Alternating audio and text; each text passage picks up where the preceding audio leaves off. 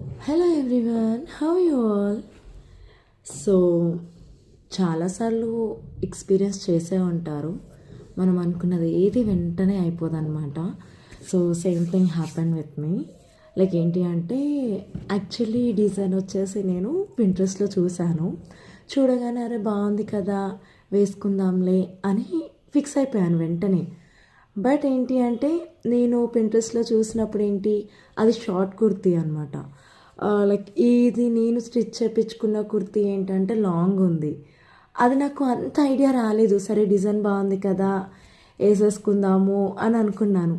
But కంప్లీట్గా ఆ design మొత్తం వేసేసుకున్నాక సరే ఒకసారి ట్రై చేద్దామని చూస్తే అది ఎక్కడో బాటంలో ఉండిపోయిందనమాట డిజైన్. సరే పైనంతా ఖాళీ ఖాళీగా ఉంది కదా అని అప్పటికప్పుడు ఆలోచించి మరి ఎక్కడ ఖాళీ లేకుండా ఏదో తోచింది అలా అలా సెట్ చేశాను అనమాట. ఒక్కొక్కసారి అవుతుంటుంది ఇట్లా. సో నేను ఇచ్చే సజెషన్ ఏంటి అంటే, ఫస్ట్ మనం ఒక డిజైన్ సెలెక్ట్ చేసుకున్నప్పుడు మనం ఏ ఫ్యాబ్రిక్ పైన చూసాము ఫస్ట్ థింగ్. సెకండ్ థింగ్ ఏంటి, దాని లెంత్ ఎలా ఉంది, అండ్ మన దగ్గర ఉన్న కుర్తీ కానీ ఘాగ్రా కానీ ఫ్రాక్ కానీ ఏదైతే మనం ప్లాన్ చేద్దామో అని అనుకున్నామో అది లెంత్ ఎంత ఉంది.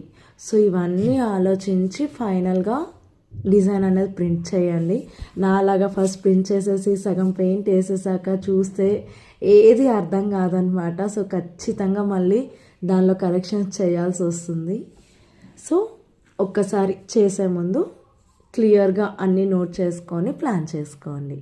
Thank you all.